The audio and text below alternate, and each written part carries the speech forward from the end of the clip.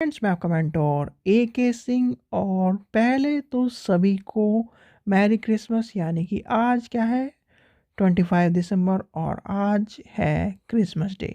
ठीक है बच्चों, सभी को क्रिसमस डे की हार्दिक बधाई हो।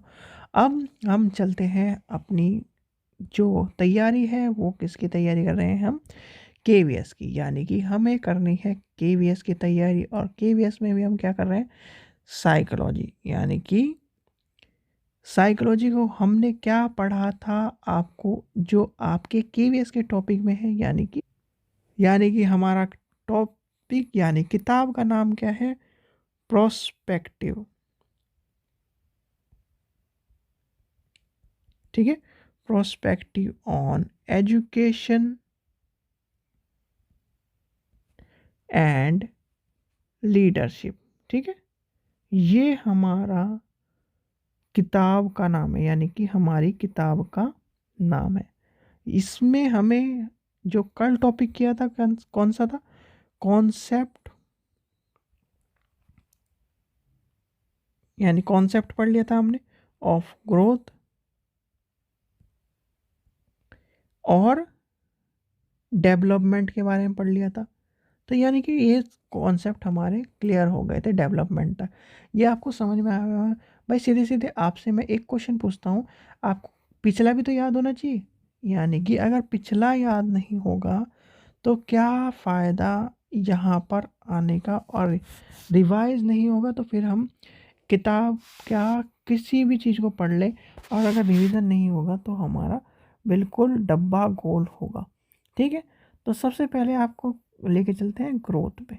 यानी ग्रोथ पे क्या है, सिर्फ और सिर्फ 5 मिनट में देख लीजिए। 5 मिनट हम लेके चलते हैं, 5 मिनट प्रीवियस ईयर पे।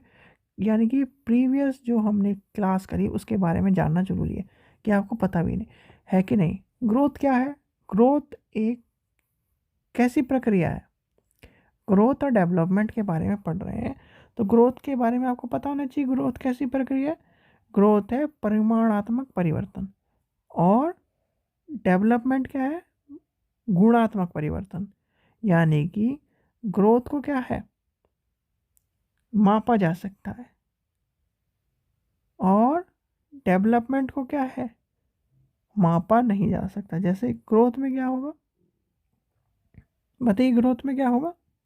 ग्रोथ में लंबाई आएगी, आकार आएगा, ऊंचाई आएगी, ये सब आएंगे ग्रोथ में। और डेवलपमेंट में क्या आएगा, व्यवहार और कार्य कुशलता में प्रगति आएगी। ठीक है, ये आपको कल समझा दिया था। फिर आएगा ग्रोथ एक सर्टेन टाइम तक ही चलती है, यानी कि एक निश्चित समय तक चलती है।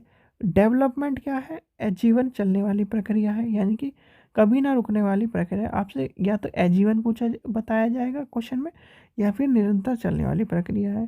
ठीक है, और क्या है इसका, मैंने फिर डेवलपमेंट की आपको स्टेज बताई थी, स्टेज में उसके पक्ष बताए थे, और पक्ष में शैशवावस्था में किस तरह चलता है, बाल्यावस्था में किस तरह चलता है, किशोरी अवस्था में किस तरह चलता है, और किशोरी अवस्था के बाद किस तरह चलता है। यहाँ तक का कॉन्सेप्ट हो गया हमारा, जो हमने कल क्लास देखी। आज चलिए अब चलते हैं हम किस पर, आज की क्लास पर। यानी कि इसे पूरा रब कर लेते हैं, और चलिए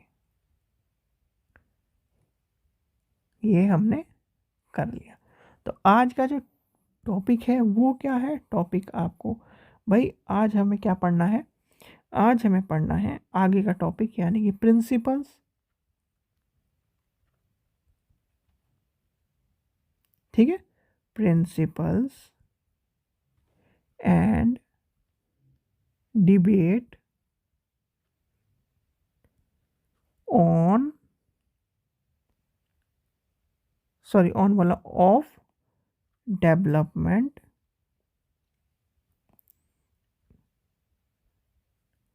सिलेबस भी आपका याद रखना, थोड़ा सा मुश्किल सा हो जाता है। डेवलपमेंट एंड डेवलपमेंट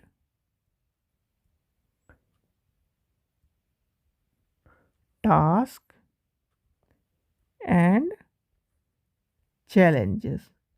ठीक है बच्चों, तो ये जो हमें पढ़ना है डेवलपमेंट के बारे में, प्रिंसिपल्स पढ़ने हैं, यानी कि प्रिंसिपल पढ़ने हैं किसके, डेवलपमेंट के सिद्धांत, सीधी भाषा में सिद्धांत पढ़ने हैं। और टास्क का मतलब क्या हो गया भाई, हिंदी अनुवाद क्या है। चैलेंजेस का मतलब तो चुनौतियाँ हो गई। टास्क का क्या होता है हिंदी अनुवाद, आप मुझे कोई बताइए कि टास्क का हिंदी अनुवाद क्या है। गूगल करोगे भाई, गूगल करोगे या फिर कैसे बताओगे मुझे कि टास्क का अनुवाद क्या होता है। इतना आसान अगर आपको नहीं समझ में आ रहा तो फिर आपको प्रॉब्लम हो सकती है कहीं ना कहीं। किस में भाई, किस में होगा। टास्क का मतलब कार्य, डेवलपमेंट की कार्य क्या है एक तरह से।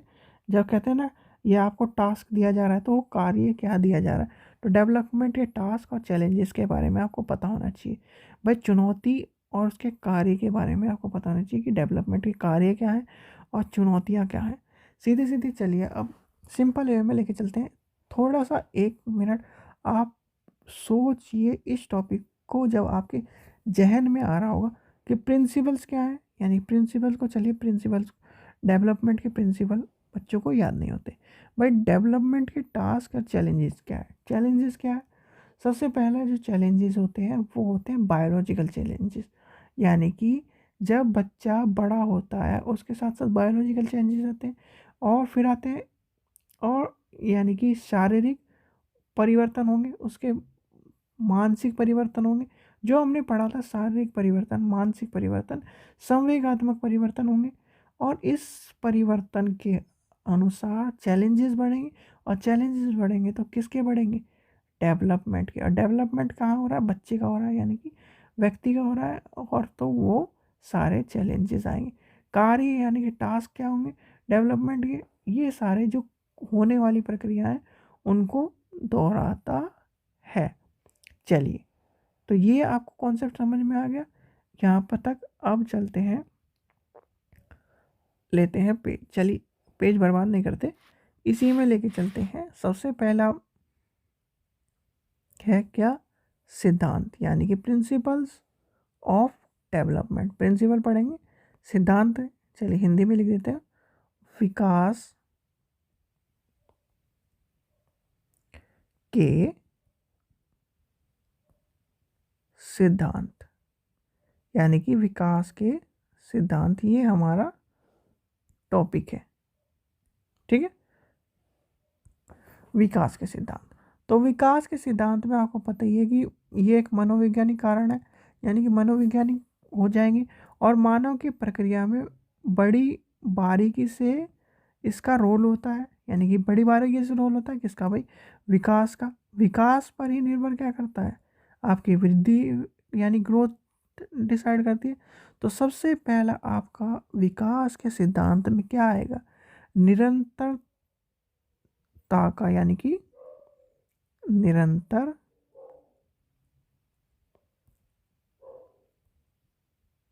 विकास का सिद्धांत। यानी कि निरंतर विकास का सिद्धांत आएगा। और इसमें क्या आता है, पहले आपको लाइन बाय लाइन समझना होगा। देखिए, ये आपको निरंतरता का सिद्धांत मिल गया। और निरंतर का सिद्धांत आपको पता ही है, स्किनर के अनुसार क्या था भाई। स्किनर ने क्या कहा था, स्किनर के अनुसार विकास की प्रक्रिया निरंतरता का सिद्धांत पर है, ना कि किस पर। बताइए भाई, इतना नहीं पता। देखो, इसके स्किनर ने क्या कह दिया कि निरंतरता का सिद्धांत है, केवल इस तथ्य पर बल देता है वो कि व्यक्ति कोई आकस्मिक परिवर्तन नहीं होगा। यानी व्यक्ति में कोई आकस्मिक परिवर्तन नहीं होगा। अब उदाहरण के लिए आपको सीधे किस तरह से, देखिए उदाहरण लेके चलते हैं। मनुष्य का शारीरिक अभिवृद्धि है, ठीक है, उसकी आयु बढ़ती है, साथ साथ धीरे धीरे बढ़ती है। यानी कि आयु बढ़ी तो धीरे धीरे तो बढ़ेगी, एकदम तो नहीं बढ़ जाएगी। तो ये होगा निरंतरता का सिद्धांत। यानी कि आपको निरंतरता का सिद्धांत इसके उदाहरण से समझ में। अब उसके बाद चलते हैं, जो मानव का विकास है वो एक सतत प्रक्रिया है। यानी कि कौन सा पहन लें, चलिए ये ले लेते हैं, बिल्कुल ले लेते हैं। अब इसमें का कौन सा आएगा, मानव का जो प्रक्रिया है, यानी कि मानव विकास एक सतत प्रक्रिया है। ठीक है, यानी कि मानव विकास क्या है, एक सतत प्रक्रिया है।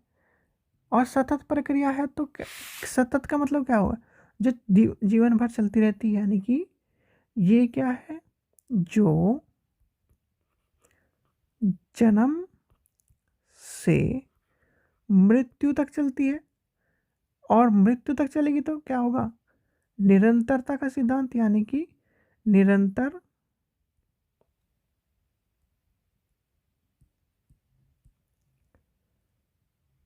चलती रहती है। यानी कि आपको क्या समझ में आ गया कि निरंतर विकास का सिद्धांत क्या कहता है, कि मानव एक सतत प्रक्रिया है और मानव का जो विकास है वो जन्म से लेकर मृत्यु तक चलता रहता है। ठीक है, और फिर क्या कहा है स्किनर ने, क्या कहा है कि स्किनर के अनुसार जो चीज़ें हैं, विकास की प्रक्रिया, निरंतरता का सिद्धांत किसने बताया, भाई स्किनर ने बताया। और स्किनर के अनुसार आयु वाला जो उदाहरण है वो आपको पता होना चाहिए। यानी कि आयु बढ़ने के साथ साथ धीरे धीरे बढ़ती है, यानी कि एकदम नहीं बढ़ जाती। भाई मान लीजिए किसी का जन्मदिन 26 दिसंबर को है, 26 दिसंबर वो हुआ 2000 में हुआ, तो हर साल 26 दिसंबर को ही तो उसका जन्मदिन आएगा। ये थोड़ी कि हर 26, यानी कि 26 जनवरी को भी उसका जन्मदिन, 26 मार्च को भी, 26 फरवरी को, सब 26 को होगा। एक साल में एक ही बार तो होगा, तो धीरे धीरे उसकी एज बढ़ेगी। यानी कि जितने जन्मदिन वो उतना बूढ़ा। यानी कि हर बार वो जन्मदिन खुशी में मना तो रहा है, पर उसे ये नहीं पता वो बुढ़ापे की ओर जा रहा है। ठीक है, तो ये कॉन्सेप्ट समझ गए, यानी कि निरंतर विकास का सिद्धांत समझ गए होंगे आप। चलिए आगे चलते हैं। नेक्स्ट टॉपिक है, यानी कि नेक्स्ट कौन सा सिद्धांत है, वो है सेकंड नंबर का है सामान्य प्रतिमान का सिद्धांत। यानी कि नेक्स्ट क्या है, सामान्य प्रतिमान का सिद्धांत। अब सामान्य प्रतिमान का सिद्धांत में आपको एक तरह से उदाहरण दे के ही समझाया जा सकता है। देखिए, आपने देखा होगा किसका बच्चा, आदमी का बच्चा भी देखा होगा और जानवरों का बच्चे भी देखे होंगे। जब वो पैदा होते हैं तो उनमें कुछ ऐसे बच्चे हैं जो एकदम चलने लगते हैं, जैसे जानवरों के बच्चे हैं, गाय के बच्चा और किसका, भैंस के बच्चे में आपने एक डिफरेंस देखा होगा, गाय का बच्चा एकदम चलने लगता है। ठीक है, जैसे ही हुआ वो चलने लगता है। पर जो भैंस का बच्चा होता है, यानी कि बफेलो का जो बच्चा होता है, उसे सहारा दे के चलाया जाता है। ठीक है, ये सामान्य प्रतिमान है। यानी कि चाहे वो इंडिया की गाय हो, फिर वो चाहे अमेरिका की गाय हो, चाहे कहीं की भी गाय हो, सभी का सामान्य प्रतिमान एक होगा। यानी कि विकास का जो सामान्य प्रतिमान है वो एक होगा। अब आते हैं बच्चे के ऊपर, यानी कि 0 1, जैसे आज पैदा हुआ बच्चा, कोई ऐसा थोड़ी कि मानव का बच्चा भी एकदम चलने लग जाएगा। और कुछ महीनों बाद, जैसे कुछ महीनों बाद वो पेट के बल चलता है, तो सभी बच्चे पेट के बल चलेंगे। तो ये जो विकास की जो प्रक्रिया है वो सामान्य प्रतिमान का सिद्धांत में बताई गई है। ठीक है, इतना बात समझ में आ गई आपको। चलिए, ये आपको समझ में आ गया होगा। बस दोबारा फिर मैं बताया था, सामान्य प्रतिमान का सिद्धांत ये कहता है कि सभी जगह, यानी कि इंडिया हो, फिर चाइना हो, चाहे कहीं का भी बच्चा हो, वो शुरुआत में पेट के बल ही चलेगा, यानी कि इस तरह से चलेगा। फिर आती गाय, यानी कि पशुओं में भी यही होता है कि गाय का बच्चा एकदम उठ के चल पड़ता है। और जो किसका, बफेलो का बच्चा होता है, यानी कि भैंस का बच्चा होता है, उसे सहारा दे के चलाया जाता है। तो ये हो गया सामान्य प्रतिमान का सिद्धांत, यानी कि सामान्य जो चीज़ें होंगी वो चलती रहेंगी। चलिए आगे चलते हैं। आगे क्या आ रहा है, विकास का निश्चित दिशा का सिद्धांत। यानी कि नेक्स्ट जो है हमारा सिद्धांत में, विकास की निश्चित दिशा का सिद्धांत। यानी कि आपको निश्चित दिशा का सिद्धांत में आपको क्या पढ़ना है भाई, सीधे सीधे अब इसे लेके चलो। तो मनोवैज्ञानिकों में स्पष्ट है कि मानव के विकास की प्रक्रिया, विकास जो होता है मान प्रकार होते हैं शारीरिक, मानसिक, अन्य पर निश्चित करते हैं। जैसे मनुष्य के शारीरिक विकास ले लीजिए, सदैव सर से पैर की ओर चलेगा। यानी कि क्या होगा भाई, देखिए इसको समझने के लिए थोड़ा सा आपको पेशेंस भी रखना पड़ेगा, क्योंकि ये जो सिद्धांत है अगर आपको एक भी इधर उधर हो गए तो आपको बहुत दिक्कत हो जाएगी। चलिए कलर ले लेते हैं हम, ये ले लेते हैं, ये वाला ले लेते हैं, कैसा है ये भी से पता चल जाएगा। ठीक है, ये आ गया। तो अब विकास का निश्चित दिशा में सिद्धांत है, यानी कि निश्चित दिशा मतलब कि इसी दिशा में चलेगा, इसी दिशा में। अगर आपको ए से बी जाना है और ये रास्ता है तो इसी पे तो आओगे, यानी कि निश्चित दिशा में चलोगे। उत्तर दिशा में अगर यानी कि आपका घर है किस में, उत्तर में है, और आपका उस स्कूल का है दक्षिण में, तो दक्षिण से उत्तर की तरफ ही तो चलोगे। ये थोड़ी कि पहले पूरब जाओगे फिर यहाँ आओगे, ऐसे तो जाओगे, सीधे सीधे तो जाओगे भाई। तो आपको दिशा का पता है तभी तो आप उसी में। तो विकास की जो निश्चित दिशा है, यानी कि विकास एक ही दिशा में, जिस दिशा में चलना होगा उसी दिशा में चलेगा। कैसे? अब विकास सदैव सर से पैर की ओर चलता है, यानी कि सर से पैरों की ओर चलता है। एक ही लाइन में आपको ये समझ में आ जाएगा, यानी कि पैरों की ओर होता है। ठीक है, ये लाइन और ये चीज़ सर से पैर की ओर होता है। सीटेट में भी लाखों बार पूछा गया है, यानी कि जब से अभी तक सीटेट के पेपर आए हैं, मॉक टेस्ट में भी आपको ये मिलेगा, प्रैक्टिस सेट में भी सर से पैर की ओर चलता है। पेपर 1 और पेपर 2 में दोनों की ओर में पता होना चाहिए। सीटेट में भी, केवीएस में भी ये क्वेश्चन इंपॉर्टेंट है। तो यानी कि विकास का निश्चित दिशा का सिद्धांत क्या कहता है, विकास हर टाइम सर से पैर की ओर होगा। ठीक है बच्चों, चलिए आगे चलते हैं। चलिए अब नेक्स्ट जो चलते हैं हम, हमारा नेक्स्ट क्या है सिद्धांत में, चौथा है विकास क्रम का सिद्धांत। यानी क्रम का सिद्धांत सीधे सीधे आपको पता होना चाहिए। क्रम का सिद्धांत क्या कहता है, आपका मतलब ये है, सीधे सीधे आप एक उदाहरण से समझिए। आपने पहली क्लास करी, फिर दूसरी क्लास करी, फिर तीसरी क्लास करी, फिर चौथी क्लास करी, पाँचवीं करी, छठी करी, सातवीं, आठवीं, नौवीं, 10वीं, इस तरह से आते आते ग्रेजुएशन करी आपने। ग्रेजुएशन के बाद बीएड करी होगी, या फिर कोई पीजी करके बीएड करो। तो इस तरह से क्रम से चले भाई, यानी कि एक क्रम से विकास हुआ आपका। तो यही चीज़ कहता है विकास के क्रम में, यानी कि नेक्स्ट स्लाइड पेज ले लेते हैं। तो विकास का क्रम क्या कहता है कि जब बच्चा, हमें बच्चे के ऊपर ही लेके चलना है। जब बच्चा, ठीक है, जब जो बच्चा होता है सबसे पहले क्या करता है, जब रोता, यानी कि जीरो टाइम पर वो क्या करता है, रोने की ध्वनि, यानी रोता है। ठीक है, रोने की, चलिए रोना ही की जगह हम रोता कर देते हैं सीधे। ठीक है, पहले रोता है, रोता है, फिर उसके बाद फिर उस धीरे धीरे धीरे धीरे कुछ वर्ड बोलना शुरू करता है। फिर उसके बाद जब कुछ टाइम बाद फिर मम्मी पापा बोलना शुरू करता है, फिर बड़ा होता है। तो एक तरह से एक टाइम आएगा जब उसे सारी चीज़ें पता चल जाएंगी। तो ये सब चीज़ें होती हैं क्रम से, यानी कि विकास का जो क्रम है वो एक सीरियल वाइज चलेगा। यानी कि आपने पहली क्लास करी तो पहले के बाद ऐसा नहीं कि आप सीधे पाँचवीं पहुंच जाओगे, पहले के बाद दूसरी करोगे, दूसरी के बाद तीसरी करोगे, तीसरी के बाद चौथी, पाँचवीं, छठी, सातवीं, इस तरह से जो क्रम होगा वो कहलाएगा किसका, विकास का क्रम का सिद्धांत। इसे एक और समझ लेते हैं, जैसे भाषीय कौशल में हम क्या पढ़ते हैं भाई। भाषीय कौशल में क्या है, अगर भाषा कौशल की बात आए, भाषा किसकी, कौशल की बात, यानी भाषा कौशलों की बात आए तो पहला क्या होता है, सुनना, फिर क्या होगा, बोलना, फिर क्या आएगा, पढ़ना, और फिर क्या आएगा, लिखना। अब इसको समझिए ध्यान से बहुत, क्योंकि ये सीटेट के लिए इम्पोर्टेंट है और केवीएस के लिए। भाई पहला जो बच्चा होता है, आज पैदा हुआ बच्चा सबकी बातें सुनेगा, सुनेगा कि नहीं सुनेगा।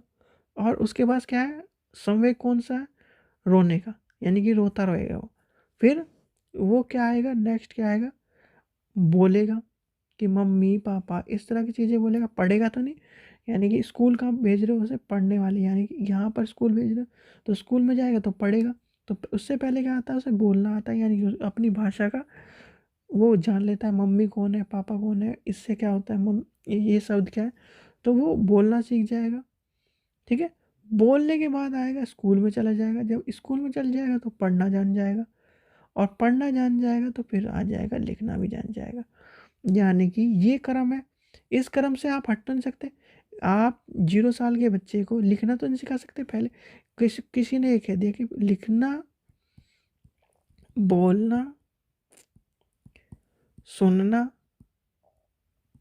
और पढ़ना, क्या ये क्रम सही है? यानी कि अगर इस क्रम से विकास करा जाए बच्चे का तो भाषा विकास हो जाएगा? नहीं होगा। क्योंकि पहले कोई अगर आपने देखा होगा कि जो सेलिब्रिटीज़ होते हैं या फिर जो बड़े बड़े कम ही उम्र में उनकी आपने अंग्रेजी देखी होगी, जैसे सचिन तेंदुलकर को मान लीजिए, वो मास्टर ब्लास्टर है। ठीक है, उनकी एक टाइम पे उन्हें अंग्रेजी में दिक्कत होती थी, तो फिर उनकी अंग्रेजी इतनी बेहतर कैसे हुई? या फिर बहुत से जो एक्टर हैं उनको अंग्रेजी का आती नहीं थी और उनकी अंग्रेजी एकदम इतनी बेहतर कैसे हुई?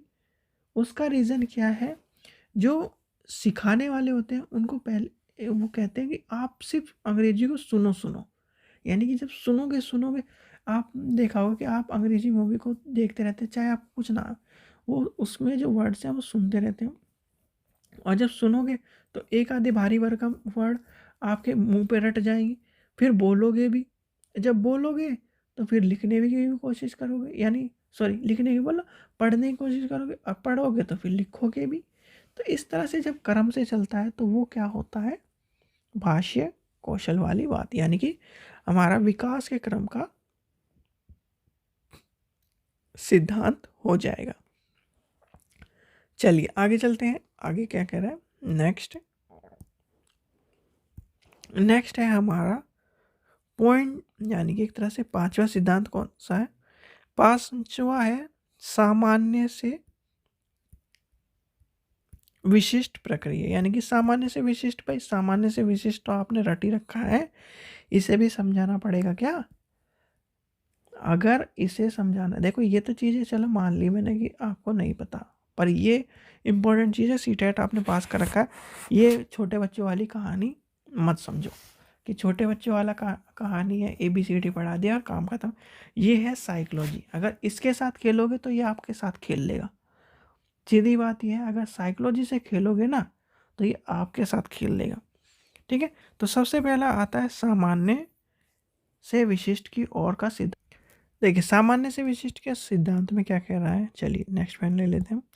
देखो सामान्य से विशिष्ट में आपको पहले सामान्य चीज़ क्या होगी, अगर आपको मैं ये कहूँ कि आपको KVS का एग्ज़ाम पास करना है, ठीक है, तो सामान्य चीज़ क्या करोगे आप, भाई पहले उसका फॉर्म भरोगे, सिलेबस देखोगे, फिर विशिष्ट चीज़ क्या करोगे, उस सिलेबस में से बारीकी चीज़ देखोगे, एक एक टॉपिक को कवर करोगे।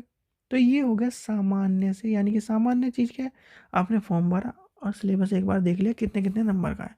फिर उसने जो विशिष्ट बात क्या है, विशिष्ट बात में आपने सारी चीज़ों को एक एक चीज़ों को देखा कि इसमें क्या इम्पोर्टेंट है और क्या क्या चीज़ आ रही है, कितने टॉपिक से क्या क्या चीज़ें आ रही है, टॉपिक यूनिट में क्या है, इसमें क्या है, तो ये सब चीज़ें देखी। तो ये सब चीज़ें होंगी सामान्य से विशिष्ट की ओर।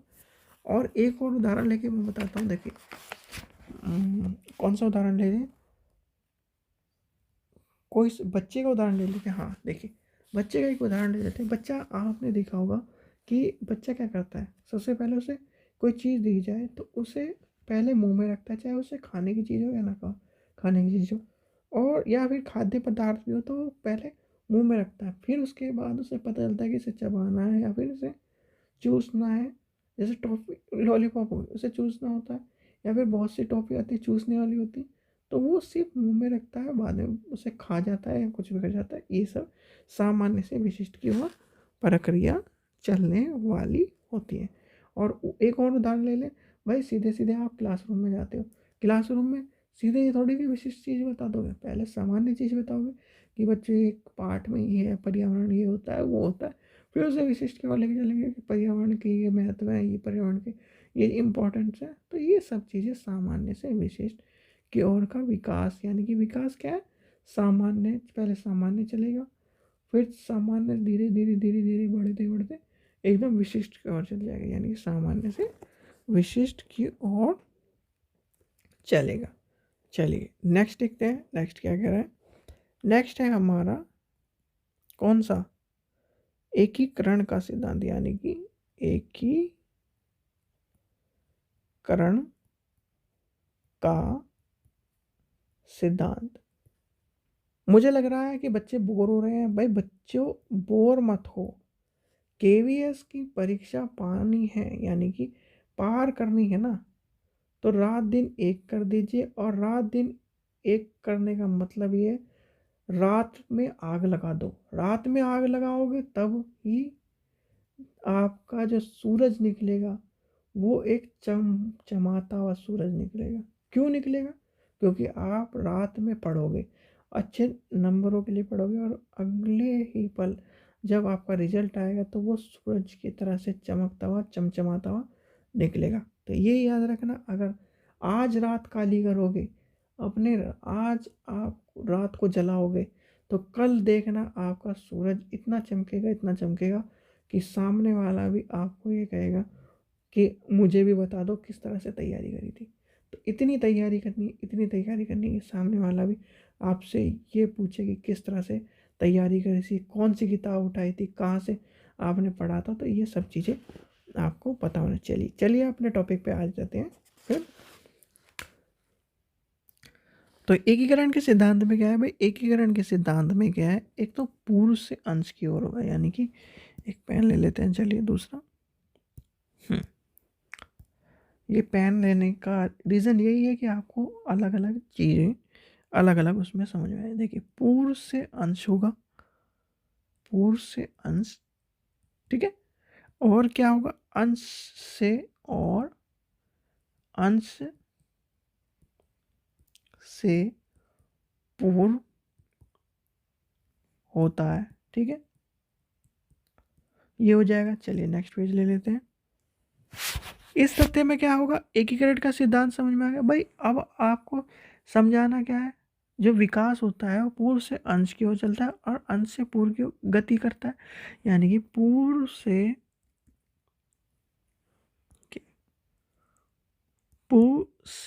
अंश और अंश से पूर्व की गति करता है, यानी कि पूर्व की गति रहती है, ठीक है। और उदाहरण से आपको क्या समझाऊं, देखिए आप एक बच्चे को ले लीजिए, क्योंकि हमें बच्चे से काम है। भाई बच्चे को ले लीजिए, पहले जो छोटा बच्चा होता है वो, आपने देखा होगा छोटा बच्चा 2 या 3 महीने का बच्चा चीज़ों को पकड़ना शुरू करता है, और वो चीज़ों के पकड़ने का जहाँ तक उसका हाथ जाता है, यानी कि अपने ग्लव्स हो गए या अपने कपड़े हो गए, अपने आसपास के कंबल हो गए, उन्हें पकड़ता है। और पकड़ के वो ऐसे पकड़ लेता है, यानी कि हाथ में ग्रिप बना के पकड़।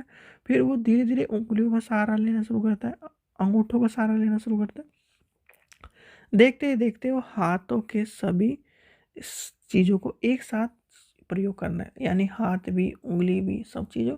तो वो है एकीकरण का सिद्धांत, यानी कि एकीकरण के सिद्धांत में आएगा। चलिए नेक्स्ट देखते हैं।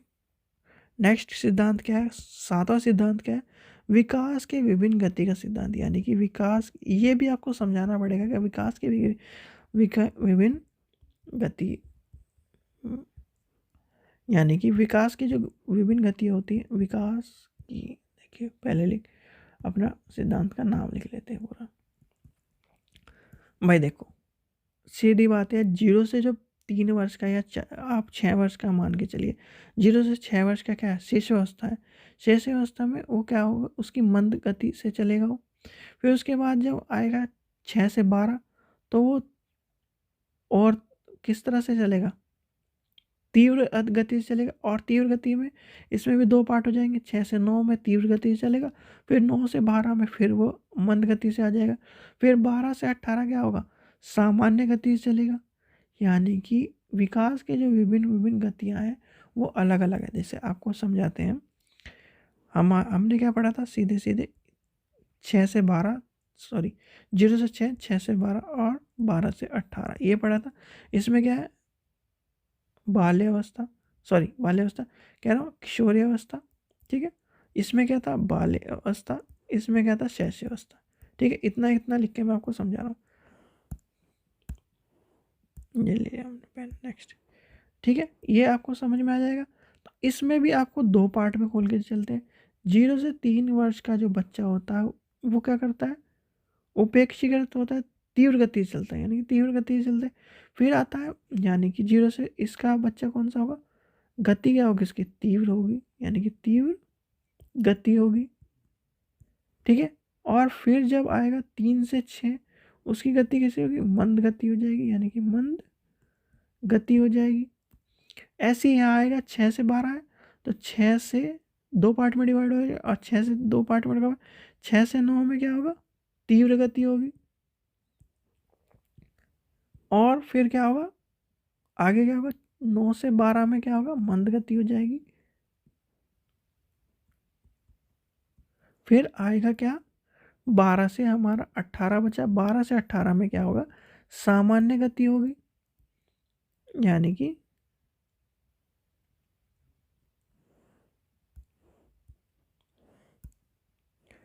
सामान्य गति हो जाएगी। तो ये जो चीज़ें हैं आपको विकास के विभिन्न गतियों के बारे में बताओ। यानी कि गतियाँ क्या है भाई, 0 से 3 तीव्र, फिर 3 से 6 क्या होगी, मंद, 6 से 9 तीव्र, और 9 से 12 मंद, और फिर 12 से 18 सामान्य। ये आ गया समझ में आपको, यहाँ तक तो आ ही गया होगा भाई समझ में। फिर आता है परस्पर सिद्धांत, फिर होता है वंश अनुक्रम और पर्यावरण का अंतःकरण सिद्धांत, व्यक्तिगत भिन्नता का सिद्धांत, और पुनर्व्यक्ति, यानी कि ये जो इम्पोर्टेंट है हमें वो पढ़ने हैं। यानी कि आपको ज़्यादा चीज़ें लेके नहीं चलनी, क्योंकि ज़्यादा चीज़ें लेके चलोगे तो आप परेशान हो जाओगे। नेक्स्ट है परस्पर का सिद्धांत, यानी परस्पर संबंध का सिद्धांत। भाई परस्पर संबंध का सिद्धांत क्या है, जो मैं मनोविज्ञान यानी मनुष्य का जो शारीरिक, मानसिक, भाषीय, संवेगात्मक, सामाजिक, चारित्रिक सभी प्रकार के विकास जो होते हैं परस्पर संबंधित होते हैं। यानी कि चलिए लिख ही लेते हैं हम। यानी कि 8वां सिद्धांत क्या है, परस्पर संबंध का सिद्धांत, यानी कि परस्पर संबंध का सिद्धांत है। और परस्पर संबंध के सिद्धांत में क्या आएगा, शारीरिक,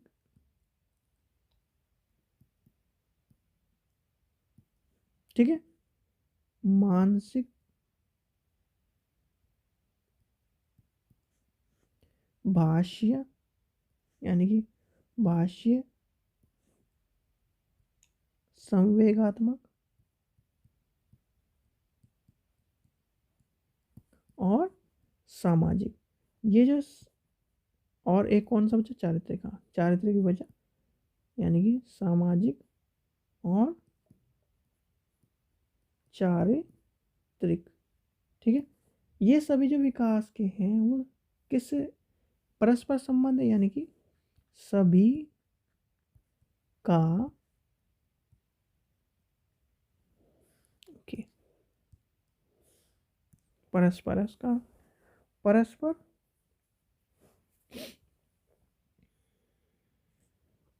सब ये पहले देख लेता हूँ मैं, सारे हो गए, हाँ। सामाजिक, शारीरिक, मानसिक, संवेगात्मक, चारित्रिक, और चारित्रिक के बाद हमने जो पढ़े थे वो कितने पढ़े थे, यही पढ़े थे, हाँ यही सही है बिल्कुल। तो पारस्परिक संबंध होगा, होगा। तो ठीक है, इसमें जो परिक संबंध होते हैं तो वो किस में होंगे, इनमें सब में होंगे। जैसे कि आपने देखा होगा कि मानसिक, भाषी, संवेगात्मक, चारित्रिक, ये सब जो जो इंटरकनेक्टेड है, यानी कि सारे एक तरह से संबंधित है। सारे अगर एक टूट गया तो सारे टूटते चल जाएंगे। अगर कोई बच्चा शारीरिक रूप से कमजोर है तो मानसिक, भाषीय, संवेगात्मक, सामाजिक, चारित्रिक सब में कनेक्टेड हो जाएंगे। तो इस तरह की चीज़ें एक दूसरे से जुड़ी हुई होती हैं। चलिए आगे चलते हैं। आगे क्या कह रहा है हमारा 9वां सिद्धांत क्या है, वंशानुक्रम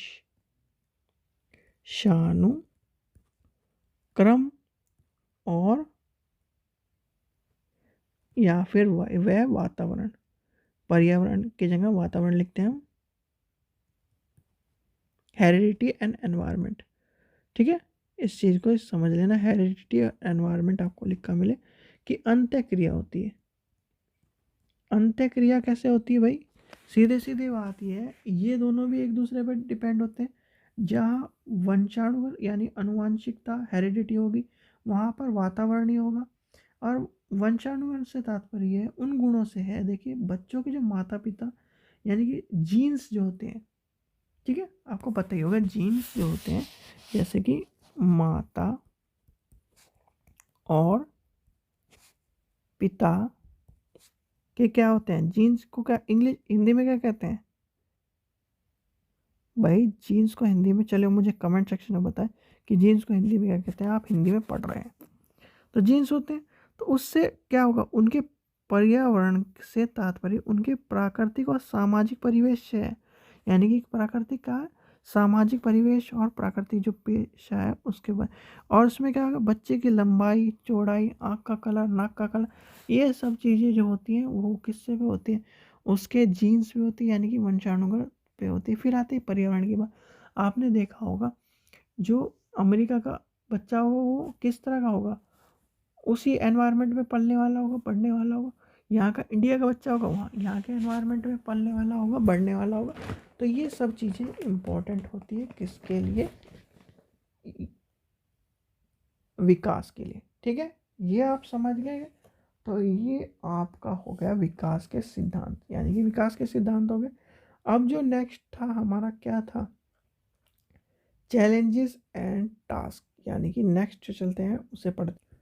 देखिए उससे पहले आपको एक चीज़ और मैं बता दूं, डेवलपमेंट को प्रभावित करने वाले कारण, यानी कि ग्रोथ इफेक्टिव यानी डेवलपमेंट इफेक्टिव जो चीज़ें हैं वो भी आपको पता होनी चाहिए। ब्लैक पेन नहीं ले लेते हैं। विकास को प्रभावित करने वाले कारक, यानी कि विकास को प्रभावित करने वाले कारक कौन से हैं, अब वो पता होना चाहिए आपको। सीधे सीधे आपको ये बात है, दो कारण है, एक है आंतरिक और एक है बाह्य कारक। ठीक है, आंतरिक और बाह्य कारक में आपको पता ही है भाई, आंतरिक कौन से, देखिए पहले हम लेके चलते हैं, इसे इधर ले लेते हैं, इसे इधर ले लेते हैं। यहाँ पे कौन सा आएगा कारण, आंतरिक कारक, और दूसरा क्या होगा, दूसरा अभी बताया भाई बाह्य कारक, यानी कि बाह्य कारक। ठीक है, आंतरिक और बाह्य कारक हो गए। आंतरिक में क्या हो जाएगा, उसके अनुवांशिक तथा जैविक कारक, यानी कि इसमें क्या आएगा, पेन चेंज कर लेता हूँ जिससे आपको कन्फ्यूजन ना हो। चलिए कौन सा लें, यहाँ पे देखते हैं कौन सा अच्छा सा आ रहा है। ये वाला लेते हैं।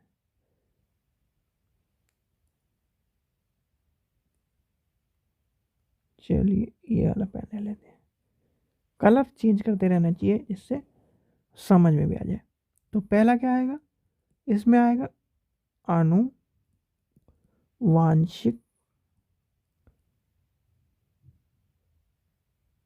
आनुवांशिक कारक।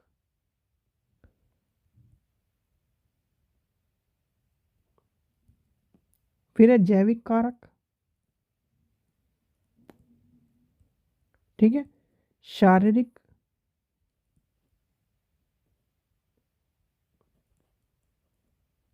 पेन में दिक्कत कर रहा है थोड़ा सा, शारीरिक गठन, लिंग भेद, यानी कि लिंग क्या है, आंतरिक है। फिर आएगा क्या, बुद्धि, ये आ जाएंगे इसके आंतरिक में। अब बाह्य कारक में क्या होगा, भाई बाह्य कारक में आप बताओ, जन्म से पूर्व के वातावरण, यानी कि माँ का शारीरिक स्वास्थ्य, माँ का मानसिक स्वास्थ्य, ये उसके क्या है, बाह्य कारक जो दिखते हैं। ठीक है। माँ का जो शारीरिक स्वास्थ्य है, मानसिक स्वास्थ्य है, पर यानी कि जन्म से पूर्व के चीज़ें आ जाएंगी। ठीक है। जन्म से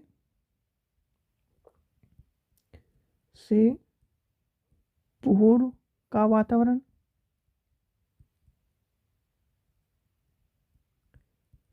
फिर क्या आएगा, भाई आप ही बताओ, जन्म के बाद का वातावरण, यानी कि पहले जन्म से पूर्व हो गया, अब फिर आएगा जन्म से बाद का वातावरण। और इसमें क्या होगा, भाई इसमें आएगा उसके पहले माता के, ये सब चीज़ें होगी। जन्म के बाद में क्या होगा, उसके पोषण किस तरह का है, रोग से तो नहीं है, शुद्ध हवा मिल रही है, प्रकाश मिल रहा है, शारीरिक चीज़ें मिली, ये सब चीज़ें आ जाएंगी। उसके किस तरह का वो उसका एनवायरनमेंट है, धार्मिक है या शारीरिक, या किस तरह का एनवायरनमेंट है, ये सब चीज़ें दोनों इफ़ेक्ट करती हैं, यानी कि प्रभावित करती हैं किसी भी विकास की प्रक्रिया में, महत्वपूर्ण योगदान करती है। चलिए नेक्स्ट चलते हैं क्वेश्चन नंबर। अब हम चलते हैं किस पे, अपने टास्क एंड चैलेंजेस वाले टॉपिक। देखिए अब आता है हमारा किसका बात, यानी किसकी बात आती है, development, DEVLOPMENT, development task and challenges, यानी कि डेवलपमेंट में टास्क एंड चैलेंजेस। भाई डेवलपमेंट का टास्क क्या होगा, कार्य, यानी उसे करने वाले जो कार्य हैं उसकी। और चैलेंजेस क्या आएंगे, चैलेंजेस आपने देखा होगा कि उसमें शारीरिक चैलेंजेस भी हो सकते हैं, मानसिक चैलेंजेस भी हो सकते हैं, ये सब चीज़ें आएंगी। अब आप देखिए किसी का कोई आयु है, 6 वर्ष का बच्चा है और उसको अभी तक भी खुद से सुसु करना नहीं आता, या खुद से टॉयलेट करना नहीं आता, तो वो क्या है, चैलेंज है, यानी कि उसका डेवलपमेंट में चैलेंज है। टास्क क्या है, कार्य क्या है, यानी क्या क्या कार्य होते हैं, वो सब चीज़ें आपको पढ़नी है, यानी कि समझनी, बहुत ही बारीकी से समझनी होगी। चलिए तो अब समझते हैं टास्क एंड डेवलपमेंट। पहले ये समझ लीजिए कि जो डेवलपमेंट के जो टास्क होते हैं वो किस पे डिपेंड होते हैं, बायोसाइकोलॉजिकल मॉडल है एक तरह से ये, यानी कि बायोसाइकोलॉजिकल, मैं लिखता भी चल जाता हूँ जिससे आपको ये नोट्स के रूप में मिल जाए। ये क्या है, जो डेवलपमेंट है, यानी कि development task is a bio psycho,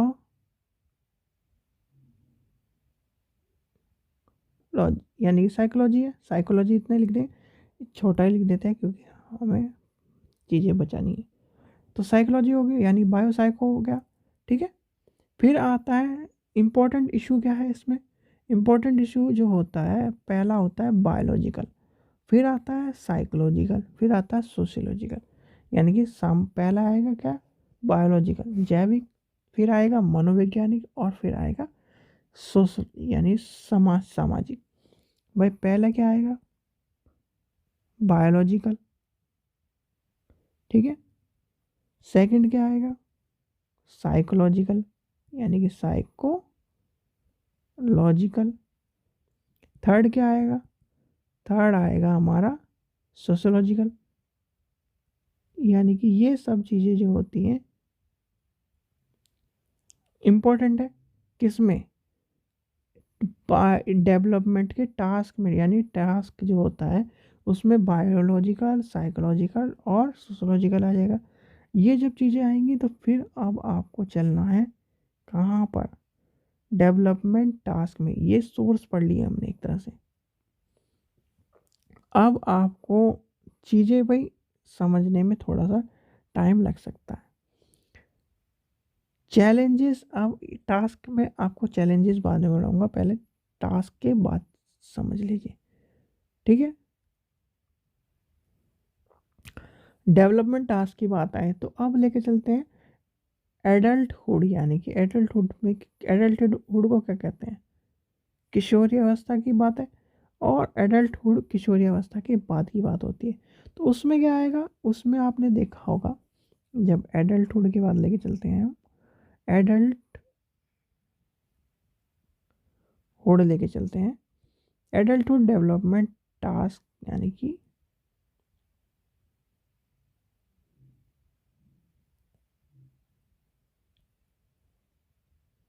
task लेके चलें। तो यहाँ पे क्या आएगा, सिलेक्शन ऑफ मैटर, मैरिज का, learning of marriage partner, state यानी स्टार्टिंग ऑफ फैमिली।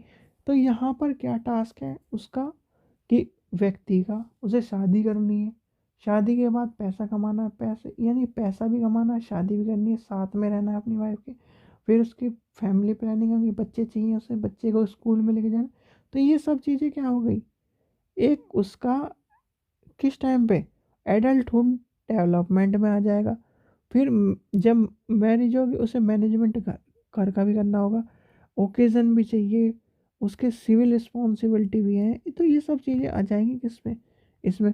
फिर आता है मिड एज डेवलपमेंट टास्क, यानी कि एक तरह से टास्क को भी उससे एज के हिसाब से बांटा है। तो एज कब है, सबसे पहले हम छोटी एज से लेके चलेंगे, फिर बड़ी एज।